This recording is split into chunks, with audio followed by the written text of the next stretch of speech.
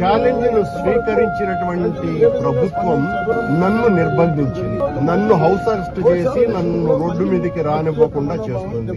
అంటే house arrest చేస్తారు sir Bhuman గారు? హౌస్ అరెస్ట్ అనేది లేదు, వాళ్ళు వెళ్ళొచ్చు అనే విషయం వాళ్ళకి మొదటి నుంచి కూడా ఉదయం నుంచి కూడా చెప్తున్నాము. అయితే వెళ్లే విషయంలో వాళ్ళు ఒక్కరే రావాలి, వాళ్ళతోటి వేరే వాళ్ళు ఉంటే అంటే లా అండ్ ఆర్డర్ సిచ్యుయేషన్ ఉండొచ్చు, ఇటువంటి సర్కమ్స్టాన్సెస్ ఉన్నాయి కాబట్టి మనం ఒక్కరే రావాలని చెప్పి వాళ్ళు సూచించడం జరిగింది.